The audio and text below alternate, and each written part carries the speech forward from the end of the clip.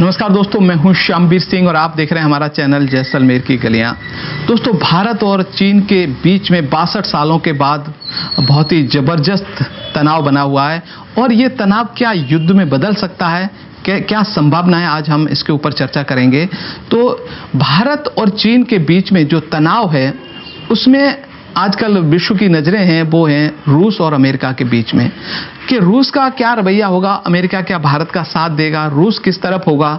अभी तक रूस की स्थिति स्पष्ट नहीं है। तो कई लोग सोच रहे हैं रूस तटस्थ रह सकता है।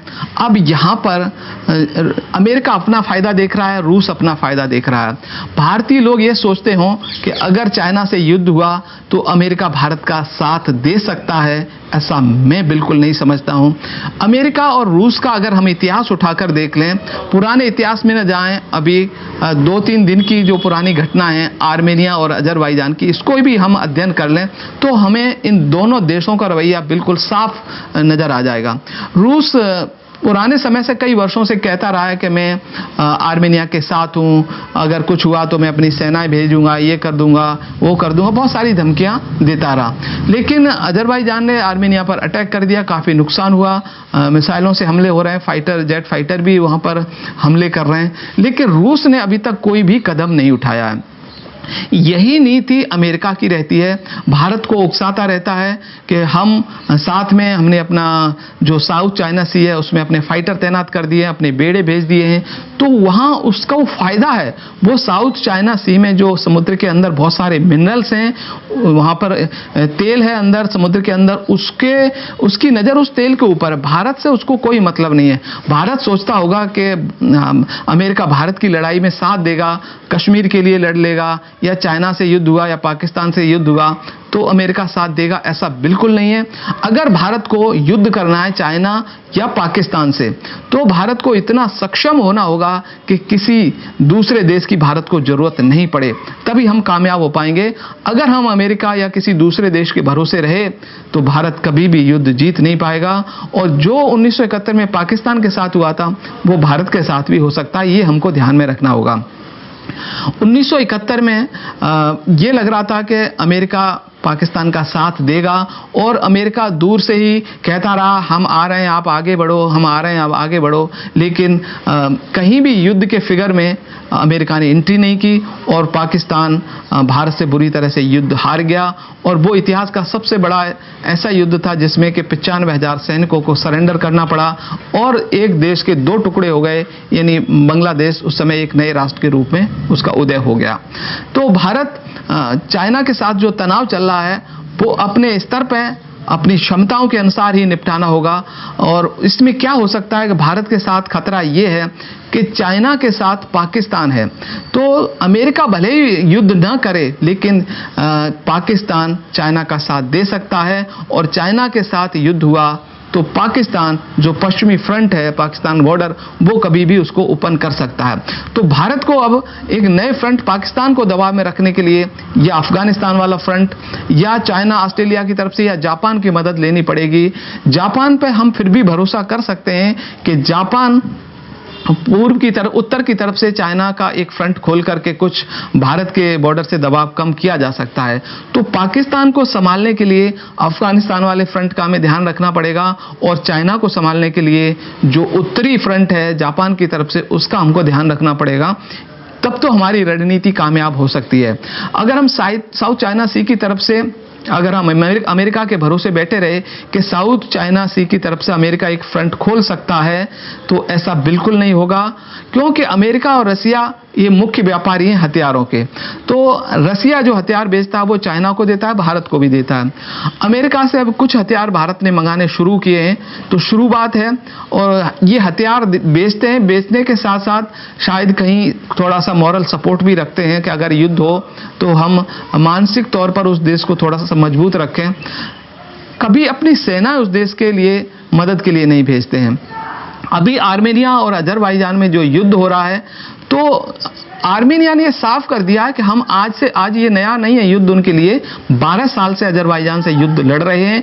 लेकिन रसिया हमेशा कहता रहा है कि हम साथ देंगे, लेकिन आज तक रसिया ने ना तो कोई मदद की है ना उसकी सेनाएं आई हैं।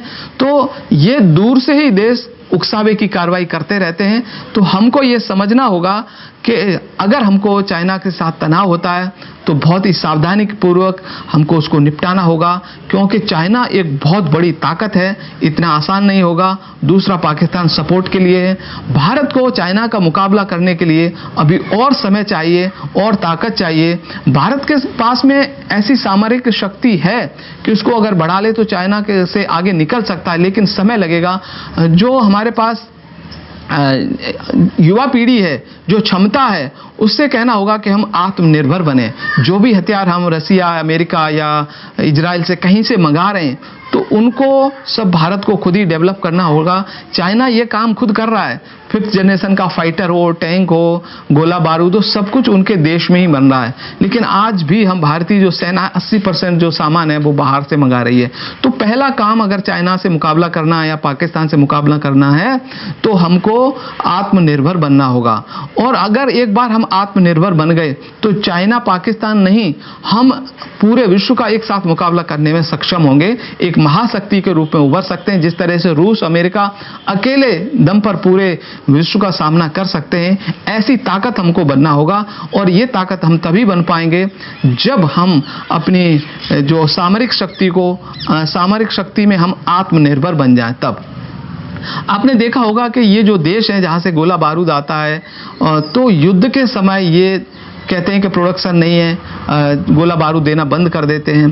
तो उस समय भाव यानी 4 गुना कर दिए जाते हैं इनके रेट। जो नॉर्मल दिनों में जो सामान 1 लाख रुपए का मिलता है वो 4 लाख रुपए कर दिए जाते हैं, 10 लाख रुपए कर दिए जाते हैं, क्योंकि उनको मालूम है कि मजबूरी में ये देश तो खरीदेगा ही। पैसे नहीं होते देश के तो कर्जा के रूप में दे देते हैं, उधार दे देते हैं। और कर्जे देने वाले कई चौधरी बैठे हुए हैं। अमेरिका है और अमेरिका के साथ दूसरे यूरोपियन, फ्रांस है, जर्मनी है, इनका ब्रिटेन भी है। इनका काम ये होता है संकट में फंसे देश को कर्ज देना और भारी मात्रा में ब्याज वसूल करना, या दूसरे उनसे कुछ ऐसी चीज़ें मंगा लेते हैं जिससे उस देश की कमर ही टूट जाती है। चाइना भी आजकल यही करने लगा है।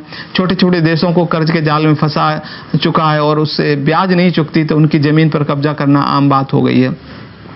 तो मेरा मतलब कहने का यही है कि भारत और चाइना के बीच में जो तनाव है उस तनाव को शांतिपूर्वक निपटाया जाए, क्योंकि दोनों ही देश बहुत बड़े हैं, विकासशील देश हैं और दोनों को बहुत आगे का सफ़र तय करना है। और ये जो यूरोपियन लोग उकसावे की कार्रवाई कर रहे हैं, ये चाहते हैं कि दोनों में युद्ध हो जाए और दोनों 20 साल पहले चले जाएं, पिछड़ जाएं और हम एक बार फिर से इनकी मार्केट गिर रही है, क्योंकि प्रोडक्शन का काम भारत और चाइना में इतनी तेज़ी से हो रहा है। वो सब कुछ भारत और चाइना में बनने लगा है जो यूरोप में बना करता था। इनकी मार्केट खतरे में नजर आ रही है। तो ये किसी न किसी तरह से युद्ध करने की कार्रवाई, दोनों में युद्ध कराने की कोशिश करेंगे। और जो बॉर्डर पे जो थोड़ी बहुत समस्याएं हैं उनको मिल बांट करके अगर हम थोड़ा सा सॉफ्ट दिमाग से सोचेंगे तो सुलझाना कोई बड़ी बात नहीं है। तो ये एक बार फिर से सोचना होगा कि हम बहुत ज़्यादा नुकसान होने के बजाय, अपने देश का करने के बजाय थोड़ा सा बॉर्डर पर हम सॉफ्ट हो जाएं तो वो ज़्यादा अच्छा रहेगा। इसी में समझदारी है।